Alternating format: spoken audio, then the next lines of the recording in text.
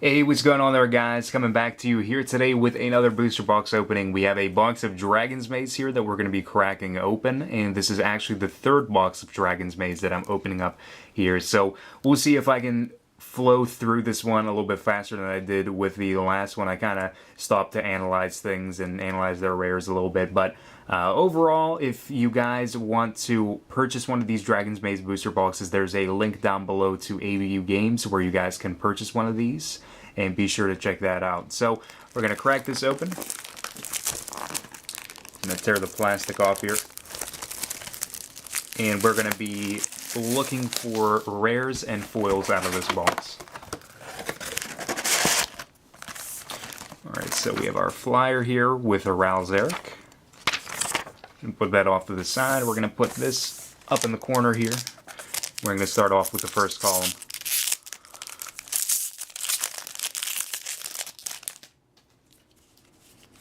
Alright.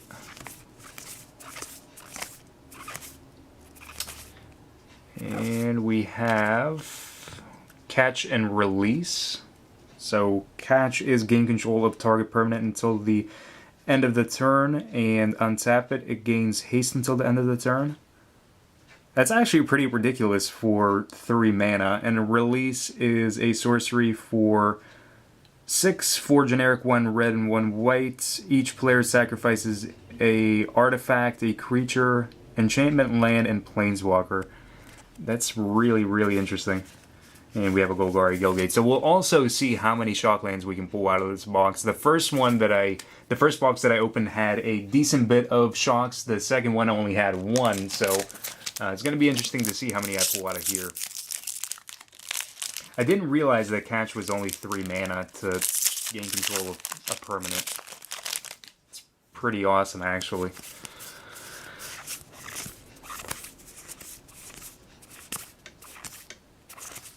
And we have Obsidian's Aid, sorcery speed, 5 cost, returning a permanent from our graveyard to the battlefield. We have Azorius Guildgate. I'm trying to be really cautious with the Guildgates to make sure I don't go over any shocks.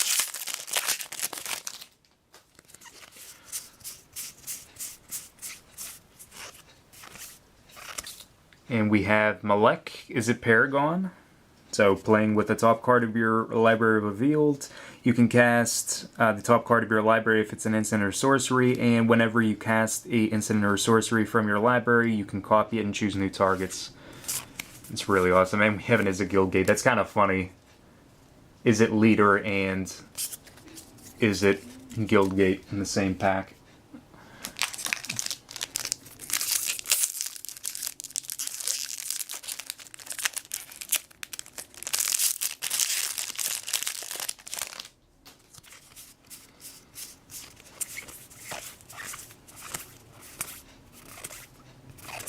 And we have Voice of Resurgence, 2/2 for 2, 1 green and 1 white.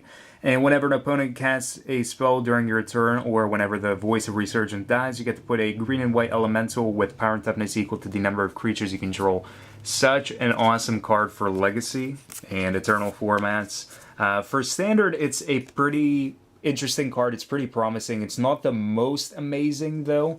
There are still really easy ways just to trump Voice of Resurgence and just kind of make it so it's not that impressive. But for Legacy, where you have lots of things going on during your own turn, brainstorms and stuff like that, it's Voice of Resurgence is just awesome. So we'll see.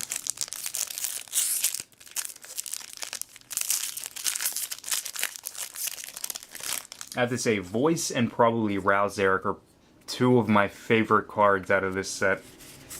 2 of my favorite Mythics, at least.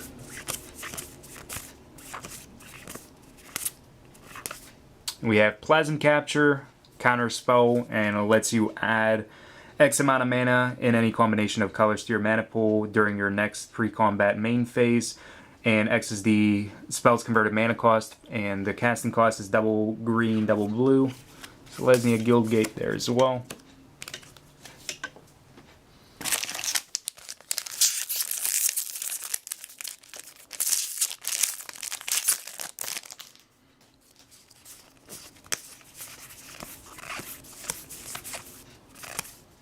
And we have Teysa, Envoy of Ghosts, 4/4 for 7, pro creatures. And whenever a creature deals combat damage to you, destroy it, and you get to put a 1/1 onto the battlefield under your control.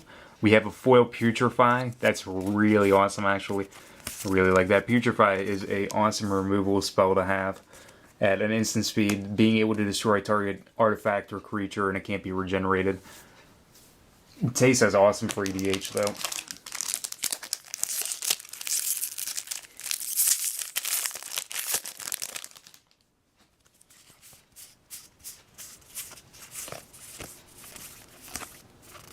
And we have Master of Cruelties, 1/4 for 5. First strike, Death Touch, can only attack alone.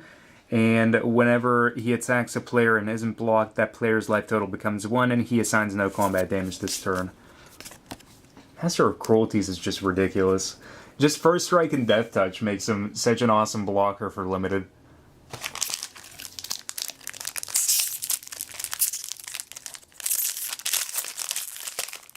Of course, for constructed formats, he paints a pretty big target on his head for himself whenever you end up resolving him and putting him on the battlefield.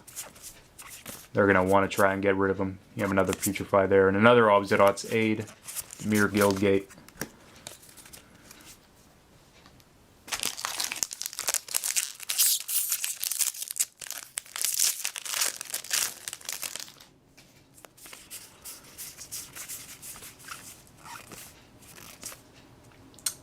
Amara Tondris, 5/7 for 7. Prevent all damage that will be dealt to creature tokens you control. And we have a foil Orzhov Guildgate and a Golgari Guildgate there.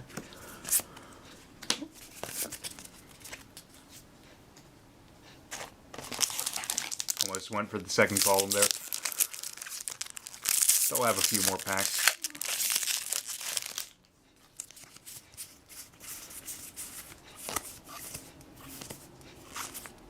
We have the Rakdos Blood Witch, 3/3 for 4, first strike, and haste, unleash, and other creatures you control with a +1/+1 counter have haste. She seems just so promising after rotation to be good.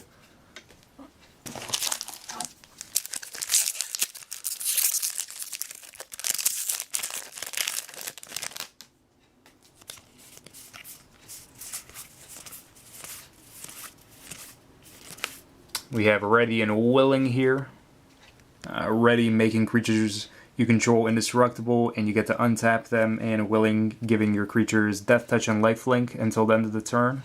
Both are 3 mana, both are instant speed.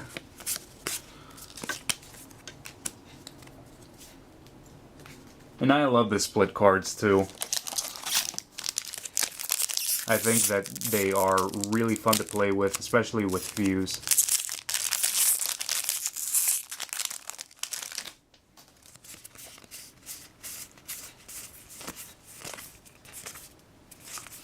We have Trait Doctoring, allowing us to change the text of target permanent by replacing all instances of one color, word, or another with another, or one basic land type with another until the end of the turn in Cipher. And we have a foil Warped Physique and a Rakdos Guildgate. Grab those two, put that down there and that up here. Starting off in the second column here.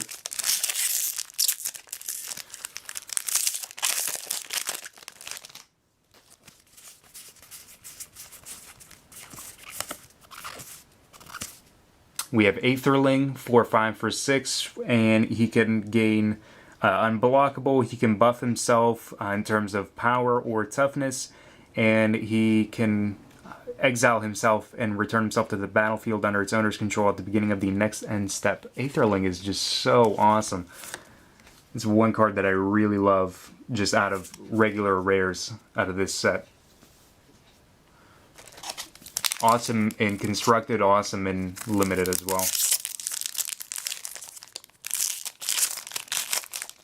Aetherling is a really good finisher for control as far as constructed goes. It's the one surefire way that they can get around and just be able to win just really hard.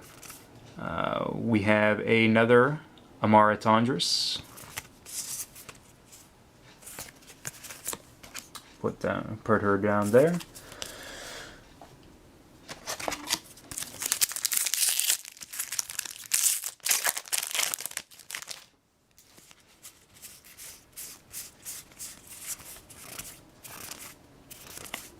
We have Rorikthar, Unbowed. The Unbowed, I should say. 6/6 for 6, Vigilance Reach, attacks each turn if able, and whenever a player casts a non-creature spell, he deals 6 damage to that player. That's just awesome. He's such a big, bulky guy for mid-range. Like the 9 mid-range decks. Anything just really creature-heavy. Just having him as a 6-drop is awesome.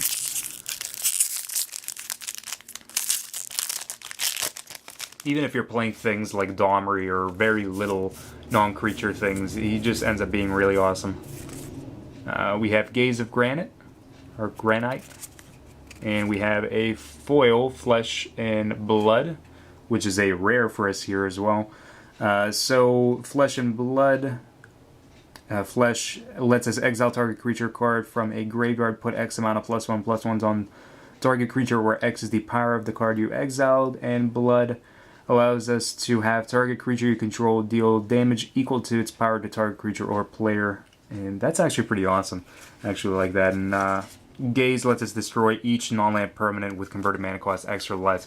I actually really, really like Gaze for Constructed.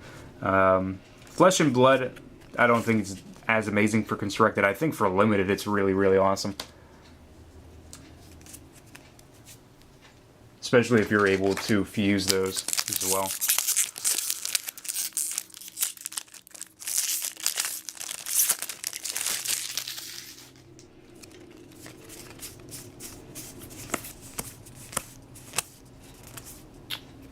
And we have Dragon Shift, instant speed, allowing us to turn target creature you control into a 4/4, and it loses all of its abilities and gains flying. And we can overload for 3 generic, double blue and double red. And it's only 3 to cast at just its regular casting cost, which isn't bad. It's a really nice combat trick for Limited to have. I'm not really that excited with Izzet overall as far as drafting goes. I never was with Return to Ravnica, but Dragon Shift is a really awesome card that they have, along with Mizzium Orders out of Return to Ravnica. We have Mirko Vosk, Mind Drinker, 2/4 for 5 flying, and whenever he deals combat damage to that player reveals cards from the top of his or her library until he or she reveals 4 land cards, then put those cards into his graveyard. He is the ultimate proponent of mill if you're able to actually successfully deal combat damage with him. He's just really awesome. Aside from having a badass name too, Mind Drinker. That's just awesome.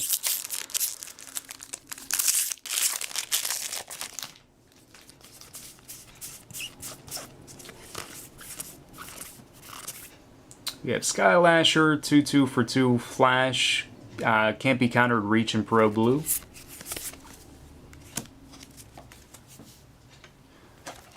Doesn't seem to have a whole lot of reason to be played right now, but potentially could see some play.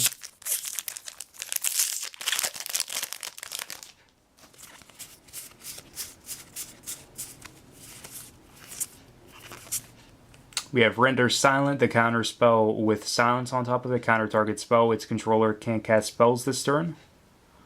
And it's 1 white and double blue.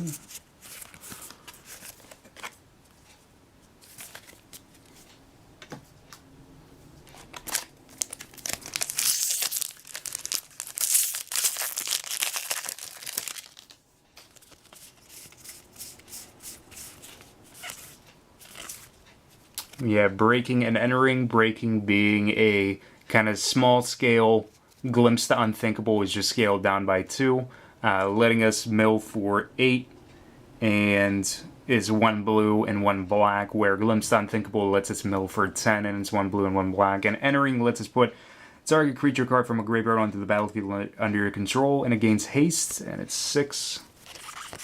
We also have a foil Reap Intellect, and that is a Mythic. That's awesome. I actually thought this card was a rare whenever I was looking at it before, whenever I was looking at the spoilers and stuff. So we'll take a look at it here. That's really awesome to have a foil Mythic out of there. But sorcery speed, X amount of mana, 2, and 1 blue and 1 black. Target opponent reveals his or her hand, you choose up to X non-land cards from it and exile them. For each card exiled this way, search that player's graveyard, hand, and library for any number of cards with the same name as that card and exile them. And then that player shuffle his or her library. So Reap Intellect seems so awesome for having it in like a control deck where you can play up against your opponent and just cast it for like any amount where X is like greater than like 2 or 3 if you have like the mana open, if it's like late game, and then you can just start picking away at the things that your opponent has in their hand and left in their deck or possibly in their graveyard as well. So I actually really like Reap Intellect. It's kind of like, I don't know, it seems really good, but then again, it's probably not going to see a huge amount of play, but I actually really do like it as a card. I think if anything, Control can use it late game to gain advantage, especially up against like other Control decks where you're getting to at least look at their hand, getting rid of anything that they have, especially after like Sphinx's Rev, if they cast it for like a big amount.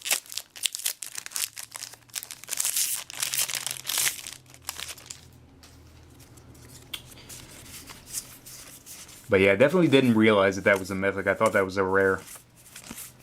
It's the first one that I've pulled, at least. Scion on Vitsugazi, 4/4 for 5, and enters the battlefield. And if you cast it from your hand, you put a 1/1 flying bird onto the battlefield, then populate.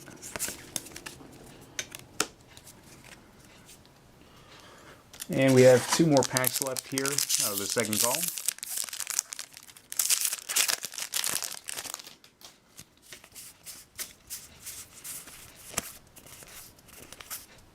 And we have Lavania of the 10th, 4/4 for 5, pro red, enters the battlefield, and we get to detain each non-land permanent your opponent controls with converted mana cost 4 or less.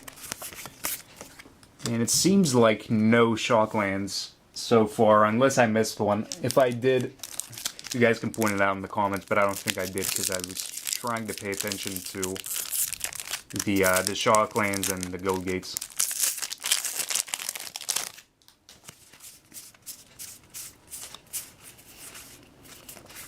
We have Blood Scrivener, 2/1 for 2. And if you would draw a card while you have no cards in your hand, instead draw 2 cards and lose 1 life. Or resolve Guildgate. And then we're starting off into the third column here.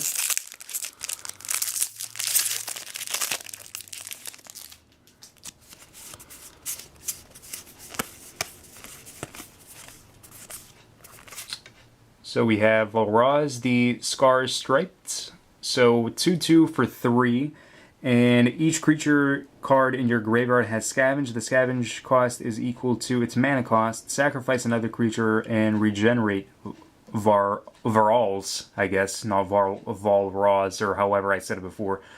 He is actually pretty interesting. I would like to build something around him where you're playing really cheap things in like a Jund variant build where you have like Vexing Devil and small things like that, but like when you have like Vexing Devil in your grave, like your opponent takes 4 and then you can scavenge for 1 and put 4+1/+1s onto a creature. Like that's really huge. So I actually like that legendary creature a lot.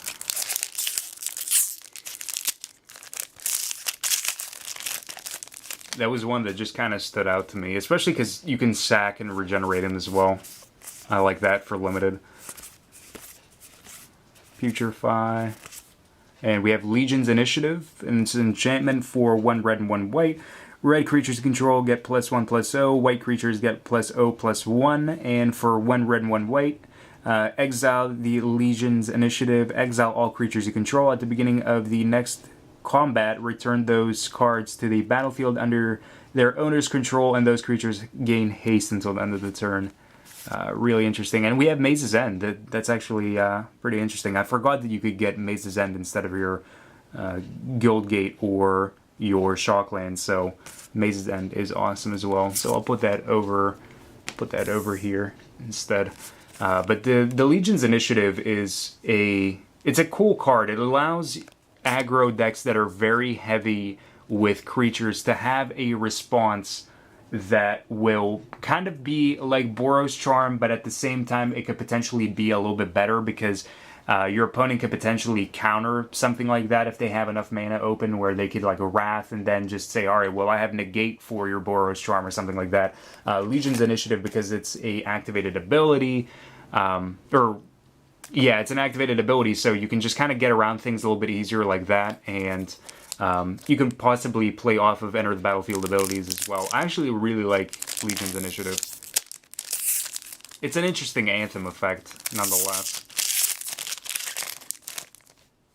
I wouldn't be surprised to see it being played, and I actually think I am going to be playing it in Boros variants and Naya aggro or mid-range. Blood Baron of Vizkopa. This guy is absurd. I really like him, and I actually wanted to pull some of these. 4/4 for 5, lifelink pro, white pro black.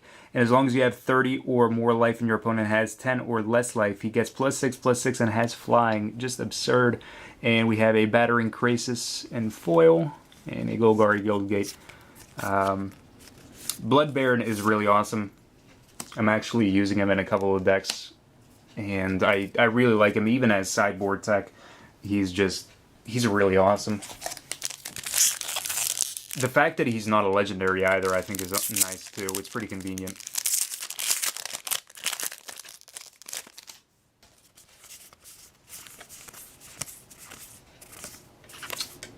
And we have another Livonia of the 10th. Did I pull one already? I feel like I pulled one already. Yeah, I did. And then we have a foil Demir Cluestone, Selesnya Guildgate.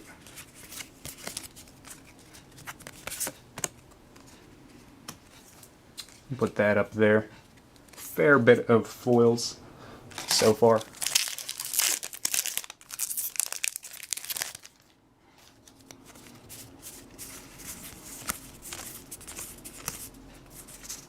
Two of the same card. Oh wait, no, never mind. I just saw the green and I was like, oh well, it's like two of the same card. Never mind though. It kind of looks kind of the same. That's a fail on my part. We have Ready and Willing here, and we have Orzhov Guildgate.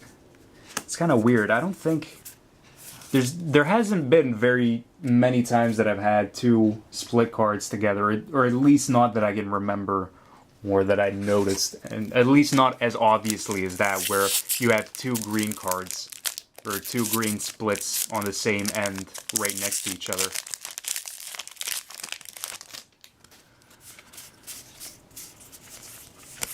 All the lols. We have, what do we have? Pyrowild Shaman, 3/1 for 3, Blood Rush.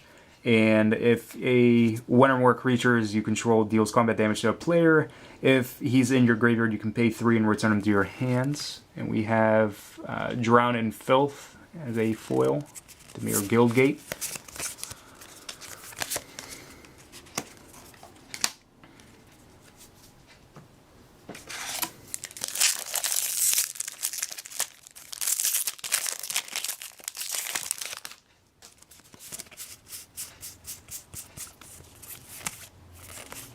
We have Pontiff of Blight, 2/7 for 6, Extort, and all other creatures you control have Extort.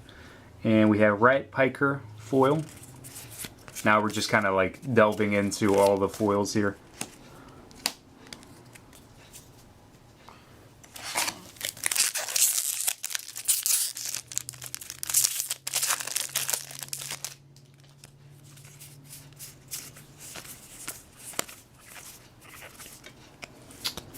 And we have Renegade Krasis, 3/2 for 3, evolve, and whenever he evolves, put another +1/+1 counter on each creature you control with a +1/+1 counter on it.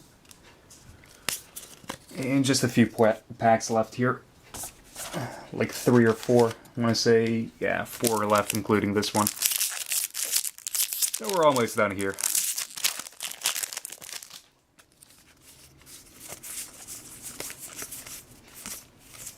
We have a Gaze. It's another one that we pulled out of this box.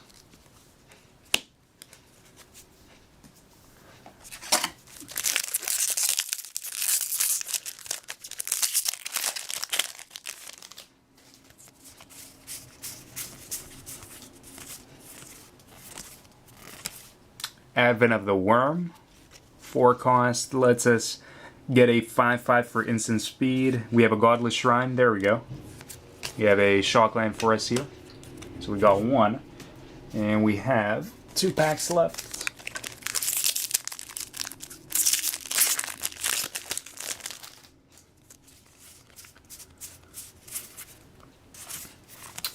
We have Progenitor Mimic. Another Mythic for us here. 6 cost, and there's the battlefield as a copy of any creature on the battlefield except it gains at the beginning of your upkeep this creature. If this creature isn't a token, put a token onto the battlefield that's a copy of this creature. Really, really nice. And then we had a Guildgate. Just wanted to make sure again. And last pack out of the box. So far, the box has been really, really good. We had that foil Mythic, Godless Shrine, Maze's End, and a bunch of other Mythics as well. So it's been a really good box. And foil Putrefy. Foil Putrefy is pretty awesome too. So we'll see what we have out of here. Rouse Zarek would be nice, but whatever we get is perfectly fine as well. Aetherling, that's perfectly fine. Aetherling is really nice. And we have a foil Murmuring Phantasm and the Mirror Guildgate. So that about wraps up this box. If you guys enjoyed this video, be sure to like and subscribe for more Magic the Gathering content. There's a link down below where you guys can purchase booster boxes of Dragon's Maze and other various booster boxes from abugames.com. And until next time, guys, peace out.